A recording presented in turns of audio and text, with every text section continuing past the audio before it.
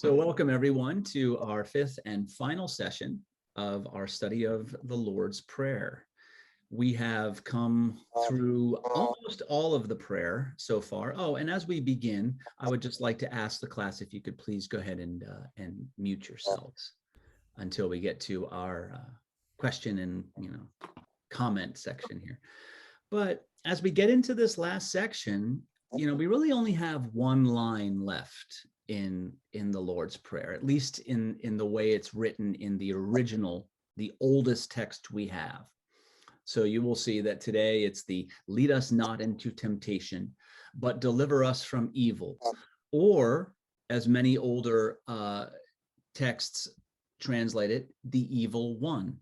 It could be the feminine evil as far as like just the general sense of evil, or it could be the more masculine, more specific type of evil. And John Calvin famously has grappled with this, many have, and Calvin and others have said, hey, ultimately, it doesn't really matter. I kind of like to think that because of, especially in Matthew, in the way Matthew tells his story in the gospel, and what connects to this Lord's Prayer, and we're going to get into this today. Matthew is referring to some specific moments with this Lord's Prayer in his gospel. Okay, so I would contend that it may well serve us to think of it as the evil one in Matthew's context. So we'll get into that. But, a lot of us, when we think of the word temptation, it is all over the place. Is it the cookies on the table, the wine in the cabinet that tempts us? Is it when things start falling apart and we want to fly into a rage, or when we're on the highway, is that tempting to us? It's almost a little bit like the word love. It's got so many layers of meaning and so many uses, it almost has no meaning, so it really does depend on context. So here's some context for some of the temptation and some of what's happening in and around the stories of the gospel. So in the time of Jesus, so this is really more about the time when Jesus was alive, not when the gospels were written, because that's much later. But in the time of Jesus, you have Herod the king is sort of the king of Judea. He's a puppet king of Rome at that time. And what's important that a lot of us don't realize is that Herod was installed as a king immediately after that dynasty I mentioned just a few minutes ago, called the Hasmoneans. And the Hasmonean dynasty started in the time of the Maccabees. Okay, it was a revolt that gave Israel more than 100 years of independence. They pretty much ruled themselves as an independent state for more than 100 years after Judas Maccabeus and all that stuff happened that we read a couple years ago now. We read about that. And it initiated this time of self-determination that had never been, or never quite been like that. But then you have roughly around the year 37 BCE, Herod gets installed. Herod the Great gets installed as a puppet king. And he's kind of an interesting character because I think I talked about this at the beginning of the class. He really was trying to appeal to Rome in all his building projects and his means of increasing the tax base, in doing a lot of the things like we think of in sort of stimulating the economy, but at what cost? Because under Herod, yes, the temple had a huge renovation project, the Second Temple, but subsistence farmers became basically indentured servants. You had the lower classes suffered greatly under Herod, and it created this tension, this constant tension, so that when Herod died in 4 BCE, right around the time of Jesus' birth, and Matthew talks about all of this, there were all these uprisings, all these revolts, people wanting to just throw out Rome. And they were sort of small, they were disorganized, and Rome put them down brutally.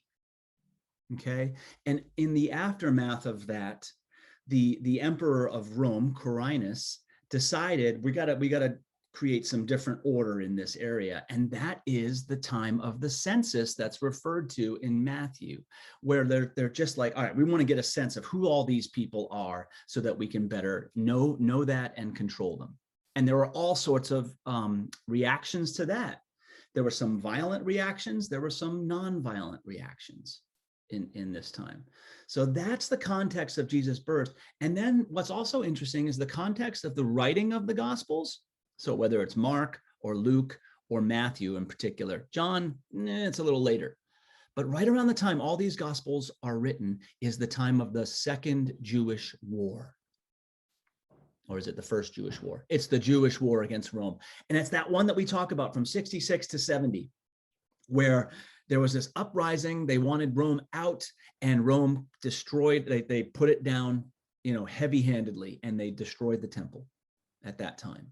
So it was this really just like kind of a bitter time in Israel, because not only did they have the indignity of being enslaved by Rome, by the empire, but then Rome comes in and just basically lays their culture to rubble. Okay, so these are some of the contexts that are happening in and around this idea that we have of lead us not into temptation, but deliver us from evil, or from the evil one.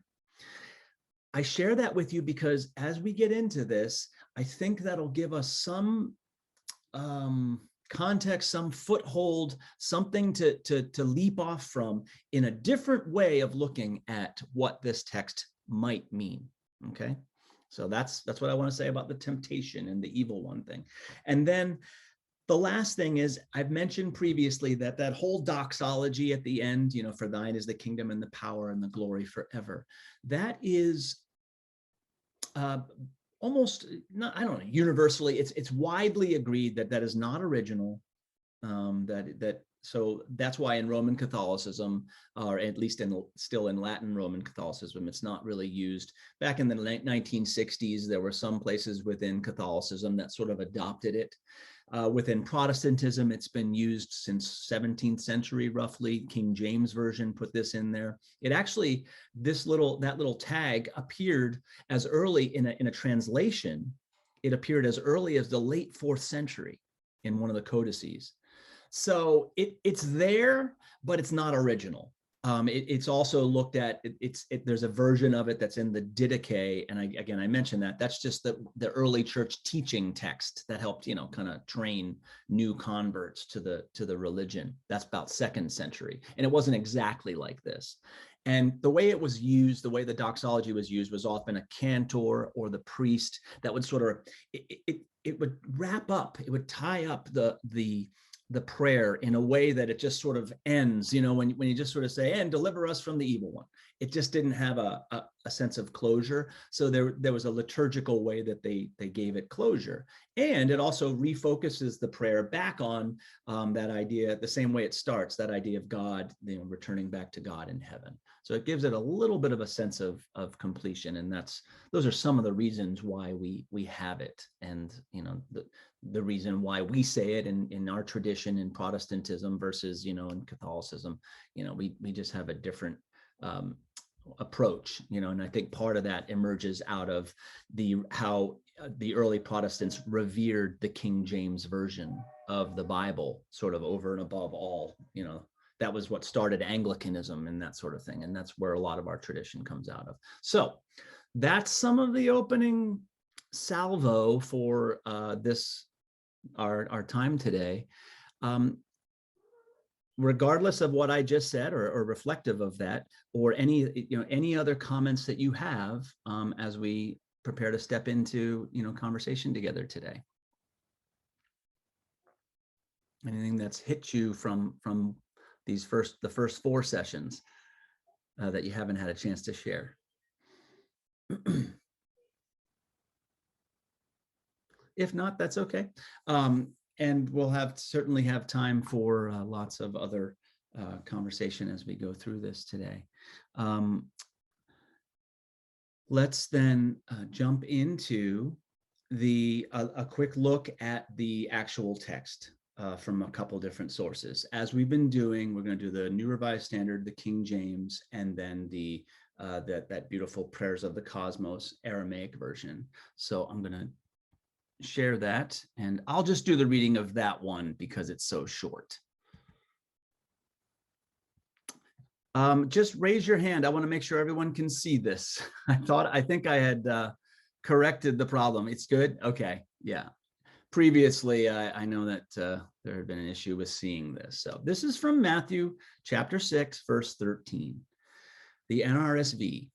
And do not bring us into the time of trial, but rescue us from the evil one. No tag, the NRSV does not have that closing doxology. The King James Version, and lead us not into temptation, but deliver us from evil. For thine is the kingdom and the power and the glory forever. Amen. Very familiar. That's how we pray it. It's a beautiful rendering for sure. The Message, in its own unique way, keep us safe from ourselves and the devil. You're in charge. You can do anything you want. You're ablaze in beauty. Yes, yes, yes. I tell you, I absolutely love that yes, yes, yes at the end. And when you say that 3 times, it is such an affirming thing. And that's sort of what amen means, that whole so be it. But when you say yes, I don't know, it just sort of like, it's such a committing word there. I love that. The Aramaic version from the Prayers of the Cosmos. Really let this one sink in. Deceived neither by the outer nor the inner, free us to walk your path with joy. From you is born all ruling will, the power and life to do, the song that beautifies all. From age to age it renews.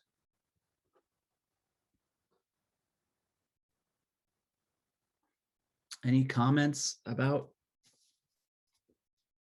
any of that?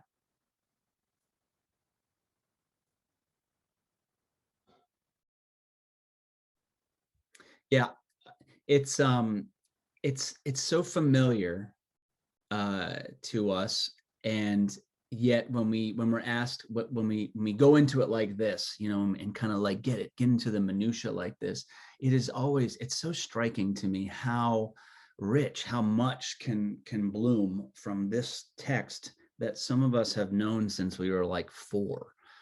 So yeah, I read that and it hits me here, but then I just love those different versions, those different takes. And again, it's not about one being right over another. They really just sort of,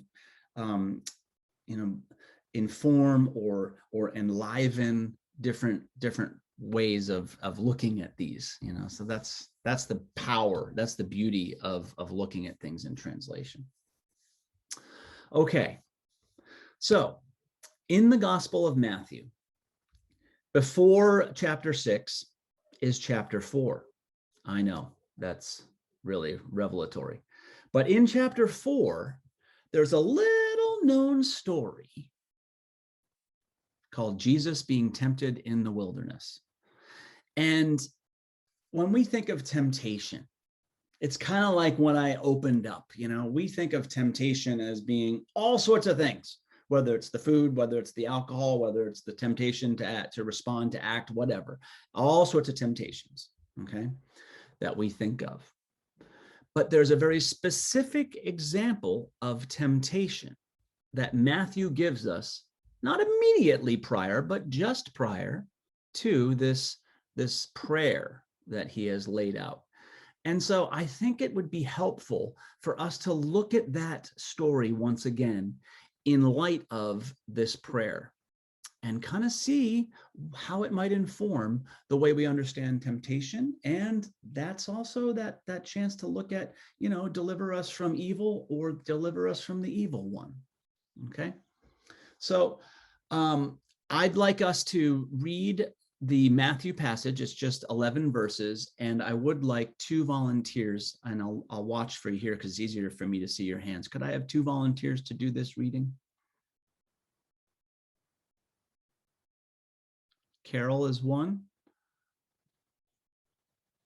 and Horty. Okay, let me get it called up here. All right, why don't you read through verse 6, and then read 4:1-6, and then the last 5 verses. So Carol, you start, and then Horty, you finish. Carol, read through verse 6, please. Don't forget to unmute.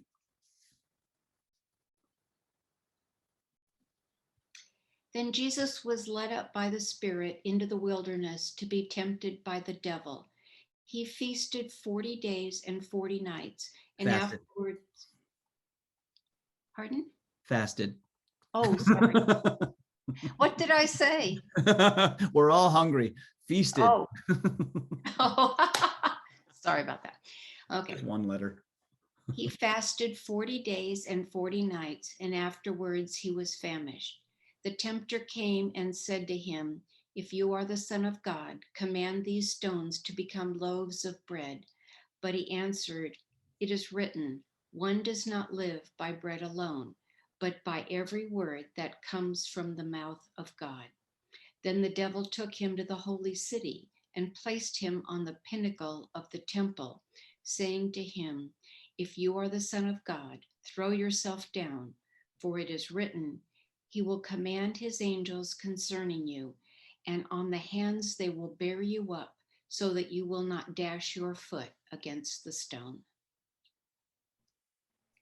Jesus said to him, "Again it is written, do not put the Lord your God to the test." Again, the devil took him to a very high mountain and showed him all the kingdoms of the world and their splendor. And he said to him, "All these I will give to you if you will fall down and worship me." Jesus said to him, "Away with you, Satan, where it is written, worship the Lord your God and serve only him." Then the devil left him, and suddenly angels came and waited on him. Thank you.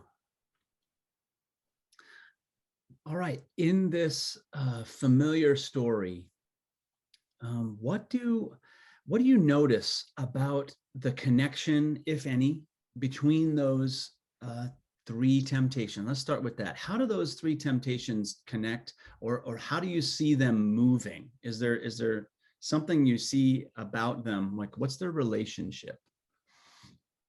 What do you notice about them, if anything?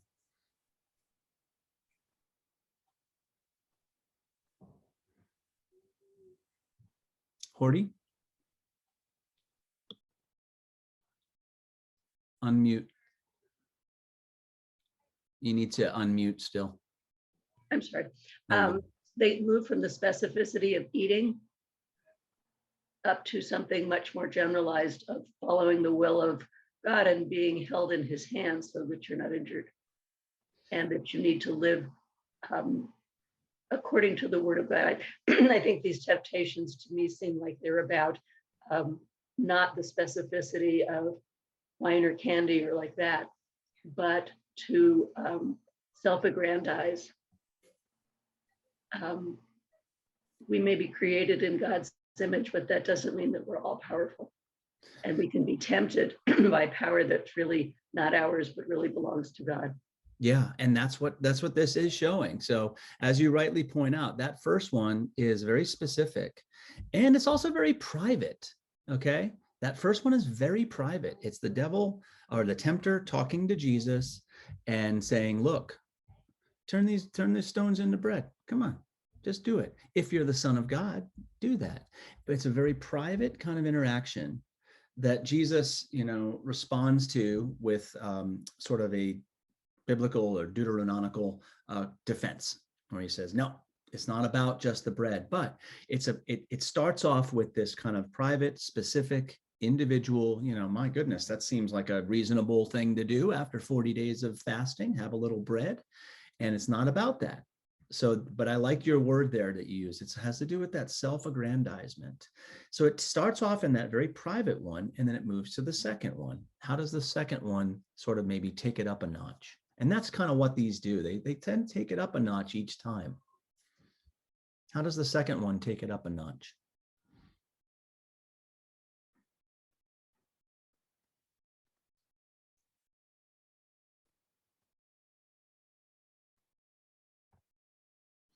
Well, when he takes him to the top of the temple there, he's asking him to make a public display. Okay, so it's no longer private. It's more like that public way of showing, of proving who he is. And it's really kind of cool because as the words say, you shall not live on bread alone, but on every, in the first temptation, not bread alone, but on every word that comes out of God's mouth. Okay. It's almost like the tempter takes that and says, aha, okay, well, I will feed you. I will give you some of those very words that came out of the mouth of God. And let's see what you do with this. So so he's taking it up a notch. It's public, and the devil is using Jesus' own logic against him. Okay. With that whole idea of, well, you've been told, we all know that God will protect you. You will not dash your foot against a rock. You will be protected by the angels. So please just throw yourself down to demonstrate how true that is. It's really, it's just so taught, but it's taking it up a notch, and it's that public display. And Jesus, once again, rebukes it. He's not interested in proving anything because, again, coming back to Horty's thing, it's not about self-aggrandizement. And as he says, you don't put God to the test. Now, it is fine for God to put you to the test. And that's kind of part of the covenantal relationship that is consistent throughout the whole tradition, throughout Scripture. But don't put God to the test. That doesn't mean we can't take God to court. Okay, that's different. What Job did is take God to court, and that's just a powerful whole exploration. So a little bit different than what we're talking about today.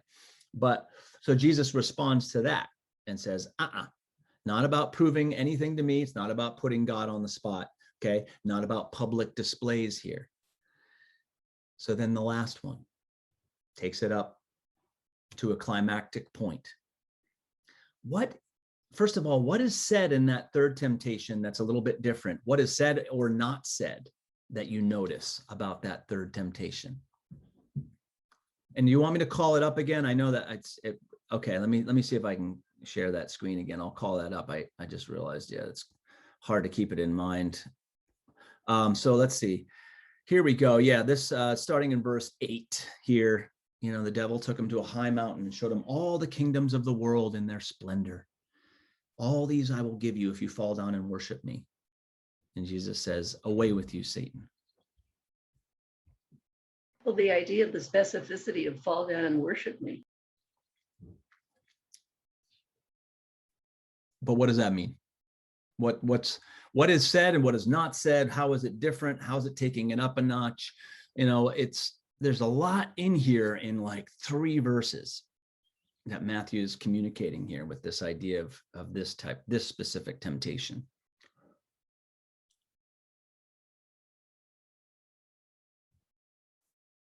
Carol? It went from private to public to universal. Mm-hmm. Mm-hmm. So each notch. But then at one point, Jesus finally says, hey, I'm done with you, and I'm done trying to explain it to you. So it's the old saying that says, those who believe need no proof. Mm-hmm. And those who doubt will never believe. Yeah. Well, and it's also reached, as you said, it's reached that universal point. So there's really not much else to say. He's already shown, he's tried his hand, the tempter has tried his hand at each one of these. But you're absolutely right. This has taken it to a universal step. And notice this, he did not question in this last temptation the whole if you're the Son of God thing. It's sort of like he's accepting that. It's not an issue anymore. He doesn't bring it up. And notice this, does Jesus ever sort of rebuke him in the sense that the kingdoms of the world don't belong to Satan, don't belong to the tempter? I know that's confusing perhaps in the way I asked the question, but the point is Jesus never really questions whether or not the kingdoms of this world belong to the devil. The civilizations of this world, the glory of this world doesn't belong to God. Or what creates them. what binds them together is different than God. The glory that we give to our cities and our kingdoms and the splendor, all that stuff, that is not of God. That is what's being sort of addressed here, is that the kingdoms of the world that we look at with such awe and oh, how magnificent. And we see these stories all the time, right? The disciples themselves in Mark, when we went through, oh, look at how beautiful the temple is. Look at how beautiful those structures are. And Jesus rebukes them and says, don't get caught up in that stuff. That's not God. This temptation story is one of the times that Matthew is saying exactly the same thing. And Jesus doesn't contest that Satan might have dominion over those types of places. And again, Satan being the anthropomorphic expression of that which opposes God, that which is an obstacle to God. Okay, so we need not think of Satan as, the little horned thing. You might, it's fine, but it's just that it's anything that is an obstacle to God, that which interferes with our ability, that distracts us, that draws our attention away from God. Okay. Now, any kind of comments, as this is kind of like, as you're processing this in light of lead us not into temptation, but deliver us from the evil one? Bob, and then Peter. Well, it seems to me that, and you can probably answer this for me, is Satan in this passage is not only asking Jesus to prove he's the Son of God, but he also seems to me to be asking if God exists. Yeah, he's asking God to demonstrate power. And you're right, there's that sort of double-edged, two sides of that coin. I mean, the focus is on Jesus demonstrating who he is in relation to God, but you're right. Implicit to it is asking God to prove that God's word is true, that God can do these things, that God is powerful. You're absolutely right. He's trying to call that into question, and Jesus isn't taking the bait. Peter, I saw you had your hand up as well. Yes. In all my praying of this prayer and deliberations over it, I feel most comfortable changing the word lead to something else. Mm-hmm. Because lead, I don't know, it strikes a note in me that I would not be led into temptation by God. Although you may have a different view, I'm hoping that we can get into that. Well, we can. And what's interesting about Matthew, since we've been focusing on the Matthew text and not trying to exclude Luke, but just because it's a little bit easier and it's a little bit more complete. But look at the language of the temptation story we just read. And I didn't really bring this up, but the language at the beginning is Jesus was led into the wilderness to be tempted. That's what it says.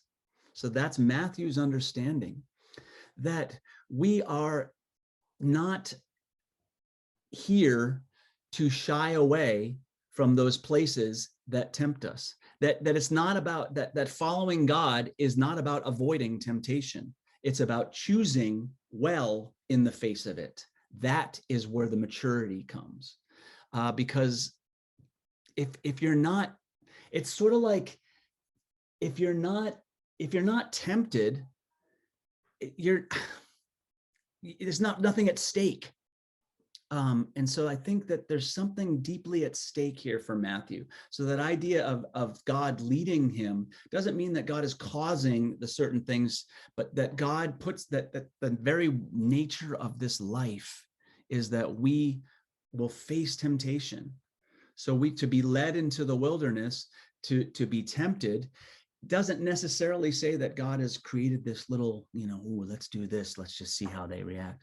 But just that by the very nature of the fact that we exist, that we are brought into these places all the time. And even for Jesus, this was a place of, having to grapple, but also being able to choose well. And that to me is an important piece of what that's just the walk of faith really is. It's not about avoidance. It's just about sort of understanding where you are in relation to God and to what's ultimate in the face of all the things that might assail you. Did that offer anything new, or is it still kind of like that word is still? I can totally accept that life leads us into temptation.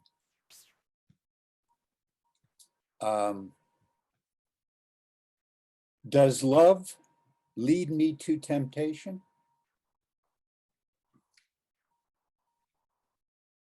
I'm not sure about that. Mm-hmm. Or maybe you could look at it as that God is leading us into those places of temptation, not in the sense of like I'm going to direct you to go there, but leading us in the sense of being with us. That God is with us into those places. That there is we still have the ability to know God, to be with God, even in the face of some of the most difficult challenges, that we can still choose God because God chooses us. And that sense of leading, I agree with you. It's a loaded word, and we often think of it as we're following like sheep or something like that. But actually, even that analogy, when we go deeper into the idea of what sheep do, and sheep are much smarter than we give them credit for, but that's a different talk. But it is that sense, that word lead can connote this sense of, well, I'm going to take you this way, and it's going to be it's just going to make you better people. And I know what's going to happen. I don't know that that's saying that. I think it's more about that I'm going to be with you into all these places that will happen. And I'm not causing all of them to happen. That's just not how God operates. It's not this sort of like, again, it's not Geppetto up in the sky. It's that sense of being with that might open up this idea of leading me, So it's tough though. I agree with you. But in the way Matthew uses it, it's interesting because the same phrasing that leads Jesus into that place of temptation, through which Jesus, responds in very life-giving, God-affirming ways. The same prayer then that follows this up uses the same language. Okay, so it helps inform us that the way Jesus responded to the temptations of this world is like a model for us. And so those very temptations, those three examples, which they may not be intended to be comprehensive, but I do think they name the broad categories of what we face in temptation. And when you look at it, it asks us kind of bluntly, it shows us, I should say, kind of bluntly, what it looks like to worship God or to worship Satan. Now, I don't know, in our world, we don't like to talk about the fact, Satan worship is taboo. But I'm not talking about what our lip service is. I'm talking about the way we act. And so I want to ask you, based on that temptation story, what is the difference between worshiping God and worshiping Satan?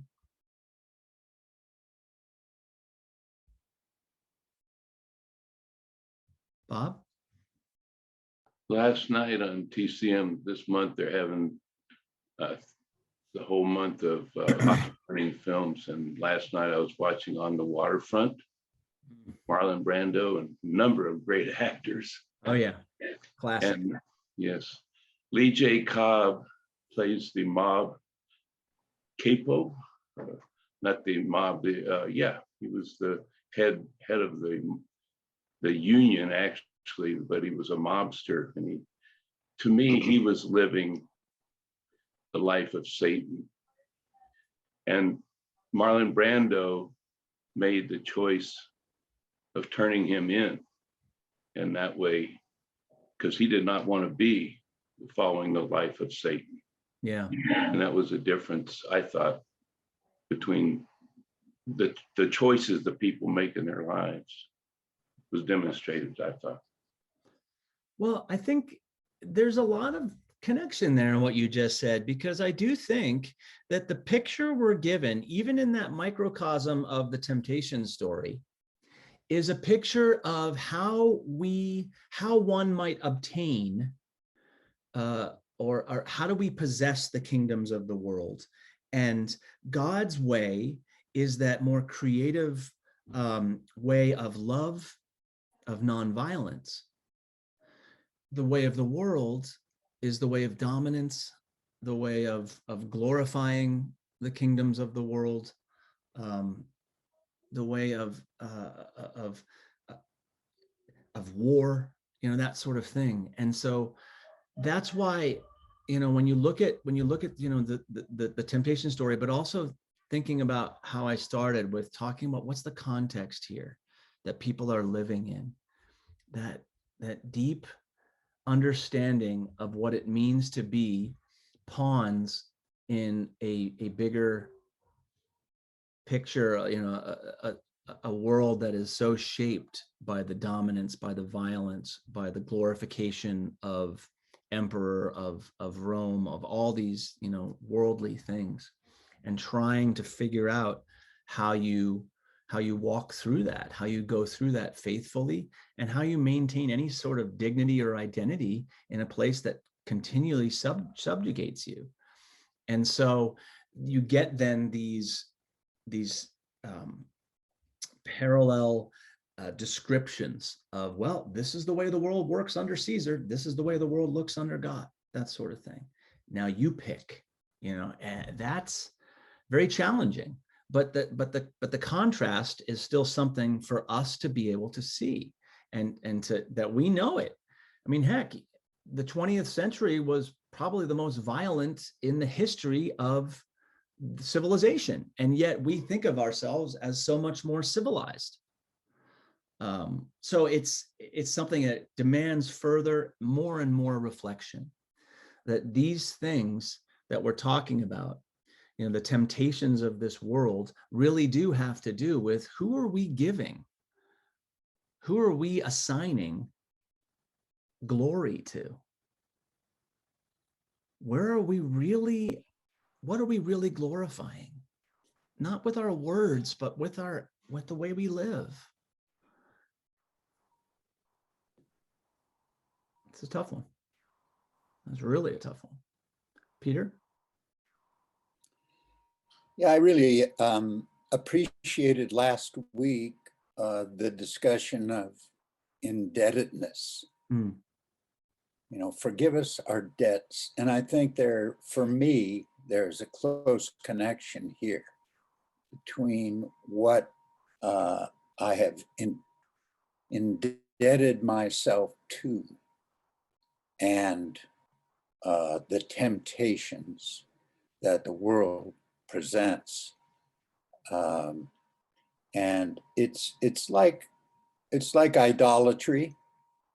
It's like, what do I really worship in my everyday thoughts and activities, and how do I show it?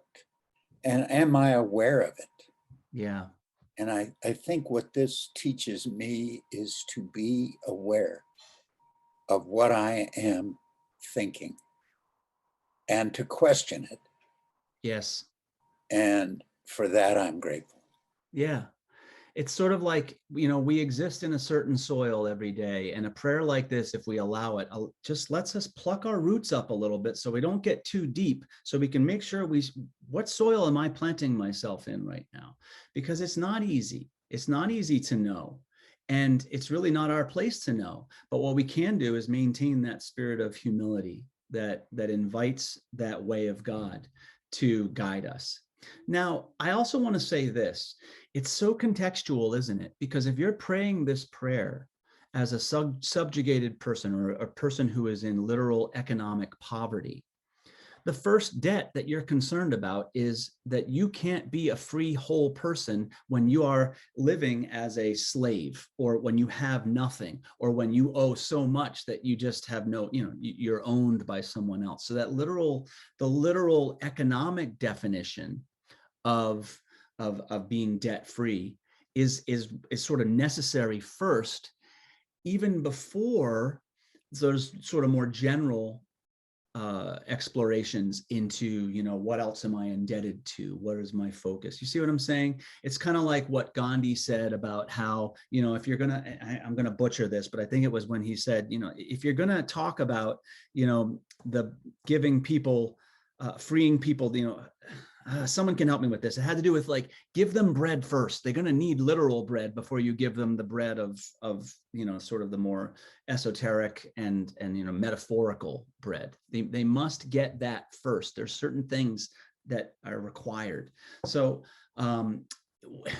we have to recognize that depending on where we're starting from, if we live in a culture where many of our needs are already met, and our enslavements, our entanglements are much different than first century, Israel. But nonetheless, what Peter's saying is, I think, what's so powerful about this prayer, and why, because we have multiple ways of looking at it. Is it the evil one? Is it evil? Is it all? What type of debtedness are we talking about? It really allows for just a real nuanced, sort of fluid approach, as it intersects with our faith and where we are. Any other questions or comments or thoughts about that whole idea?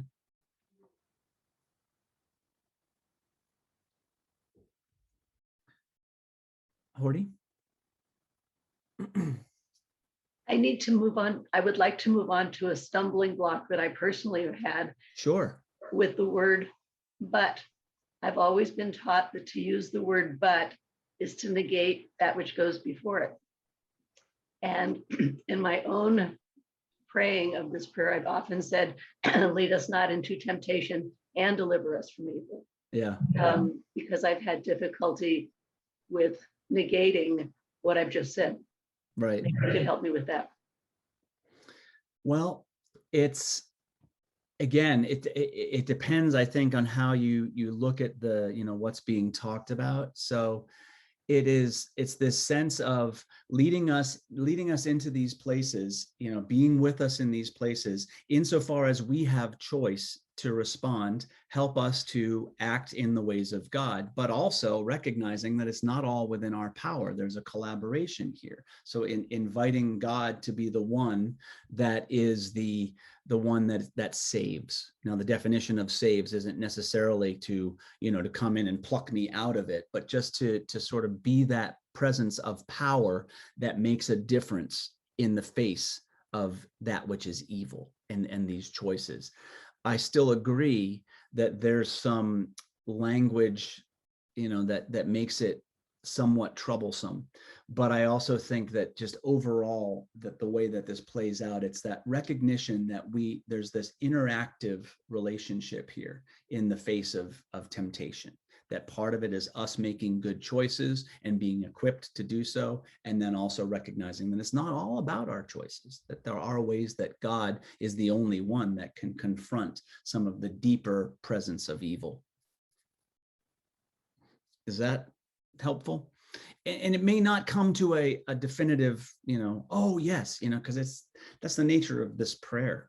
It really leaves itself kind of in these places of, richness and confusion. Something that I think that you've really helped us all experience is the dynamism of the prayer. It's not a static prayer. It's one that very much reflects where you're at in any given time we say it. Yeah.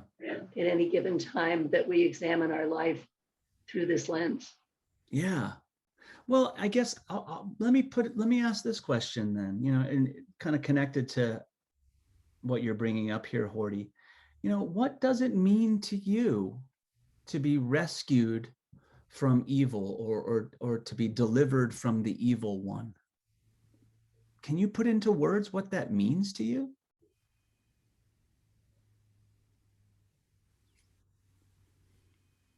Marilyn? One of the things that this whole conversation brings to my mind is how inadequate words are to really express what we mean in so Yeah. many of these areas. And it's Yeah. one reason why we come up with metaphors. And maybe this is meant sort of metaphorically, not literally. I don't know. But it just, language for me at any rate, so often is just completely inadequate. Yes. And I love that you bring that up, because to me, that's so important that, we do this in church all the time. We put these words, of the Lord's Prayer on this pedestal, and then we end up worshiping the words without understanding or even reflecting on the meaning of them, like we've done over these 5 weeks. And truly, the language of the texts as we enter into the prayer says, pray like this. It doesn't say pray exactly this way. It's playing with this spirit. And we need to free ourselves from the idolatry of words, whether it's scripture or the Bible, to free ourselves from that, because I think that Jesus, his relationship to the words was much different. It wasn't about, I am the words, I am the word. I am that expression. I am the song of God. So sing me. Look, we can sing in all sorts of different ways, and we're still singing, but we get so tied up in knots over trying to interpret, sort of particularities and specificities within words. And I think what you just said is so important to reiterate. And we've said it before, but just to keep in our hearts and in our minds that the words are often more obstacle than lens to God.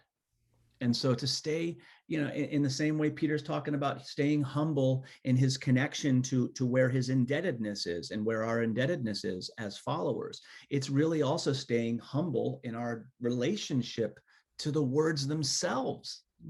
And trying to, just giving ourselves time to sit with that, because a lot of us were raised in traditions that put high value on words and specific, words and ways of saying them and that sort of thing. So it's a challenge, but I feel deeply that is liberating to be able to free ourselves from the worship of words and moving into that deeper spirit of understanding, what's being said beyond the words, and just continually opening it, because it just keeps growing. Horty. It's another demonstration of why I've appreciated the translations that you've brought to us, especially the Aramaic, which is so much more fluid and poetic and heartfelt. Yeah, I agree. And I just like the richness that they all provide, because it sort of illustrates Marilyn's point and what a lot of us have said. It's like, wow, they're all basically starting from something similar, the Aramaic or the Greek. And then it's like, there's a lot of ways to go here. And that's the nature of any of our expression. And it's the same way with our interpretation. We can't interpret from a blank slate. Each of us has a life story. Each of us has the perspectives that we've been given.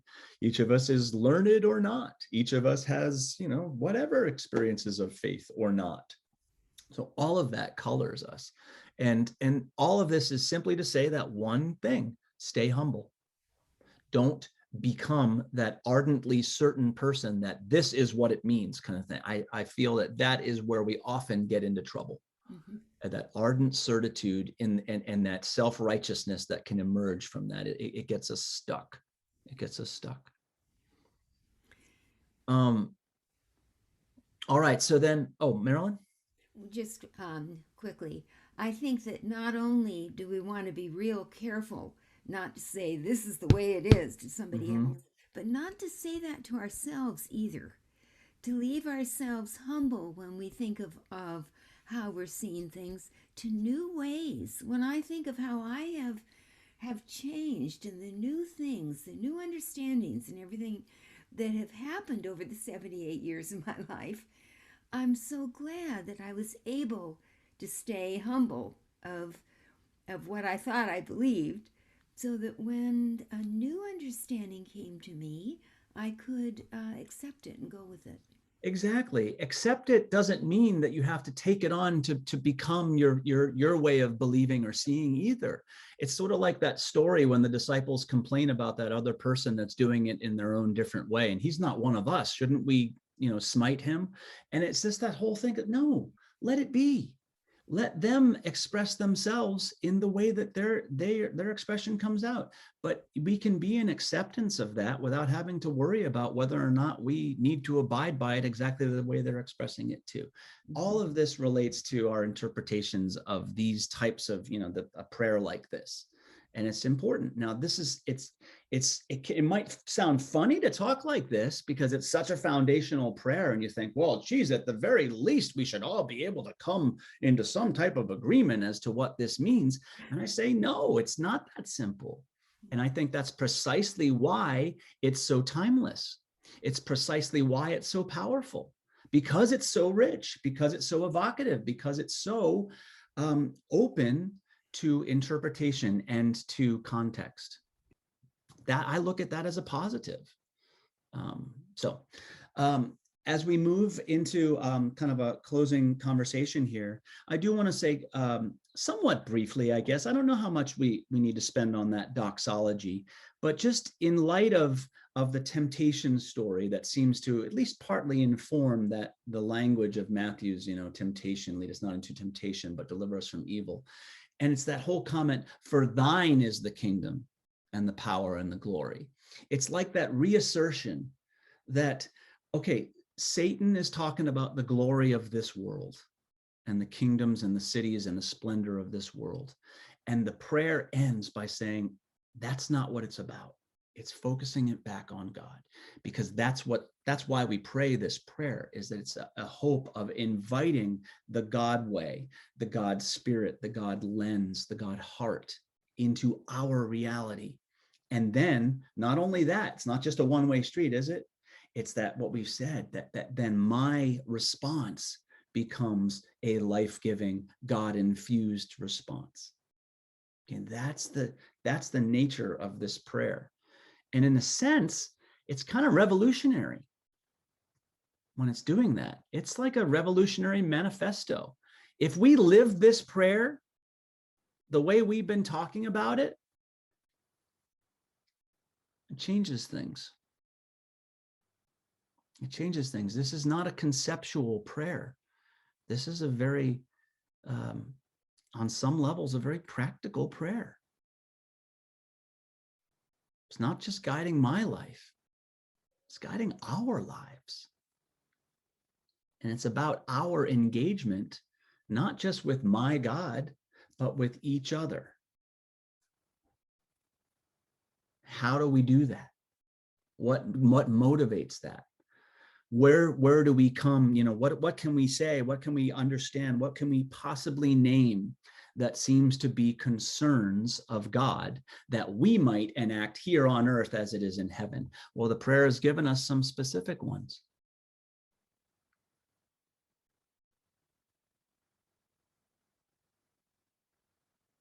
And now it's our task to make that our mission. We know it's God's mission. So, overall, when you think about, where we started 5 sessions ago and now, how has this class even changed your whole impression of, or your view of the Lord's Prayer? If it has changed, how has it changed for you, if it has? How has this class changed your impression of the Lord's Prayer?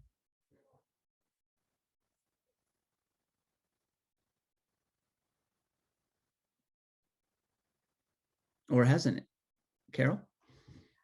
Well, I think what I'm hoping this class did for me is when I pray it now, it's not the rote, how you just kind of get into the groove, that the words now will have more power and meaning for me.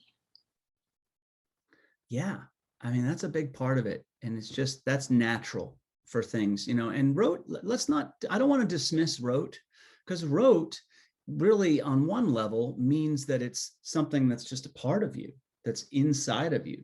And there's something powerful about that. But wrote in the sense of sort of mindlessly said, that's, yeah, I hope this class at the very least would invite us into a different place of maybe of mindfulness with where we are, what the words we're saying might mean today, but also where we are today. How many times are we unconscious about what we're experiencing and how what the lenses we bring to the moments that we encounter? You know, we're very unconscious. So being mindful not only of the words we're praying, but of where I am as I pray them and how that impacts me. How am I hearing this today? How might I need to hear this today? That sort of thing. That's a very poignant, learning from a class like this. And I think the pandemic has brought us all to a new consciousness of things that we never thought about before. Yeah. Yeah, I think it has, it can, and I hope it continues to. Anyone else? Any other reflections on, how this has changed or opened or challenged, or any other reflections on the difference between starting in your appreciation of the Lord's Prayer and then where we are today and what the Lord's Prayer means to you? Marilyn, and then Bob. I really agree a lot with Carol, with what Carol had to say. And the word that popped into my head was dogma. I think it's been kind of dogma for me, where I would say it without even thinking. And I don't think I will do that anymore. It's so much more alive. I love that. Yeah. I think the word dogma sort of conveys this sense of, well, this is what it means. Okay. So you just need to say it and believe it. And that's very limiting. And at the very least, I keep saying that I hope a class like this explores that when something is alive, it doesn't just remain static. It doesn't just sit still. It moves with us. It grows with us. It leads us to places that are of ultimate concern, but how we get there and how it connects to our lives might be very, very nuanced. It might shift with us as we change, as we grow, but it's a prayer that grows with us. So allow it to do that. Allow it to grow as we allow ourselves to grow. And it's kind of like, one expression of that is just a couple of weeks ago when I was talking about doubt. Invite questions. That enriches faith. Okay. The famous line from Frederick Buechner is, it's the ants in the pants of faith. It keeps you moving. It keeps it alive. So this is good. This is a good thing to explore these prayers, these time-honored, dogmatic, rote type prayers, and break that open. We're taking a pickaxe to the soil of what for a lot of us has long been a very, very arid terrain. And hopefully we can continue to do that and water it and watch it grow. But don't just let it be a 5-week session. Hopefully this is something that will continue to stay with us. Bob, I keep talking and not giving you a chance to. Well, one specific thing that I learned from this class on the Lord's Prayer was when I hear give us this day our daily bread. And I always interpreted that personally, for just in regard to myself. And now I think more in terms of community. The word us and our is more emphasized now and giving me the sense of the community instead of just myself. Beautiful. And that's so true. And it's one of those things that has always been there, right? That idea of the us, the our, the wider context, the wider approach. And yet, when we pray, we often do make it very, very personal. And so, and again, it's not to say that it's not personal. Oh my gosh, absolutely it is. But it's always both. And we too easily don't emphasize the us, the our, in the way that it the way that it calls. Thank you, Bob. Anyone else? Horty. And then Ken. I'm sort of marinating with the word dynamic, the dynamism of the intent. I like this. Mm-hmm. The multiple interpretations we've talked about various words having, but the dynamism of who I am when I pray, what my world is like, where my focus is, what the words bring to me and to my heart and to my focus is the ever livingness of the dynamism. What I say, this moment may not be what I need to intend in the next moment. And I love the way that that dynamism is expressed in the various translations. And particularly when I read the Aramaic version today, that really just came through. And I really do love that version. What I'll do is Patty had sent me an email that had the whole thing, and I've been doing pieces of it. So what I'll do is one of the supplements for this class, I'll make sure that I send to Barb just sort of the whole thing printed out for people, so you can really just kind of take that in, because many of us have access to the New Revised Standard or the King James or the Message, but not necessarily to the Prayers of the Cosmos version of the Aramaic. So I will provide that in today's supplement as well. But yeah, it's just that appreciation of this prayer in general, whether it's the Aramaic or any particular version, but just that dynamism, that beautiful renewing aspect. And it's so important. We often treat our religious, liturgical, ritual practices as being so much less season-like or breathing, or like, the way that in the springtime things burst and it changes and it grows and it's dynamic. So we don't do that. It just, a class like this invites us into that space in the way we approach all of our practices, the text, the prayers, all of it, the songs. So great. Thank you. So thank you for cracking us all open in this new way. Hey, we're all cracking each other open, but you're welcome. You're welcome.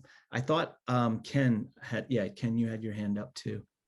Yeah, I really appreciate the universality of the prayer. You were just talking about the our food, but also our Father, and I appreciate the insight that you brought to us about the use of the term Father, as it's more inclusive than we often think. Yeah. And that is one, that idea of how that isn't necessarily as restrictive as we sometimes assess in our modern way. And that when you look at it contextually in the ancient form of these of poetry, it opens it up, and at least it leaves room so that we need not simply dismiss it. And that relationship between father and son, or father and family, or really the way we talked about it was householder, overseeing a broader, community and caring for the provision for all. And that it's not simply up to God, that we have a collaborative relationship here, that when we receive our daily bread, it's also that all may receive their daily bread. And that beautiful collaboration that is a part of this prayer. I hope that continues to stir you as you read it. This kind of thing. It's not just God coming to us, but it's both us and God in this beautiful dance of relationship. Yes, Birdie. I think I've come to see this prayer as being a very precious gift from Jesus to all of us. Yeah, I agree. I think it's a precious gift from Jesus. It's a precious gift the way the various Gospels have communicated it and incorporated it into the broader story that Jesus provides. But it really does call to mind some of those things that were just the most important. The things that the relationship that is true and real between us and God and all of us. And it just calls us in such, brass tacks, kind of real nutshell kind of way to the type of selves that God longs for us to be, those resurrected beings, those ones who seek to invite God's will and to live it, and to be a part of that creation, that ongoing renewal that is a part of the walk of faith. It's not just for me, it's for we. And that always asks us then to reevaluate, how we or me are we living right now. And it gets us, it is precious. And precious is a great word, because that which is precious to us is something that every time we look upon it, every time we say it as if we're speaking words of love to someone that we hold dear, to someone that is just so deeply a part of us. So to treat this in that precious way is not necessarily sentimental, but you know what I mean, just a deep, loving way. That opens up, that keeps us, I think, gives us a chance to stay connected to the dynamism instead of falling into the rote aspect that can happen.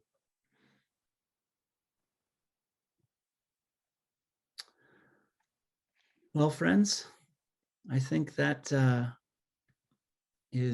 don't know if we covered everything, but we covered a lot. And it is wonderful to take these opportunities like this to dive in deep. I feel like we're going out and we're going into some waters that aren't always charted, and that's exciting. I want to thank Peter for suggesting this class, but I really want to thank all of you for your questions, for your openness, for what you brought, your attentiveness to allow this to take shape the way it does. It's such a joy to be with people to explore these things week after week. And so I thank you, as Dan, as your pastor, as a fellow human. This is such important stuff. And I pray that it continues to grow in each one of us, from here forward. And thank you for your work Thank too, you. Dan. You got it.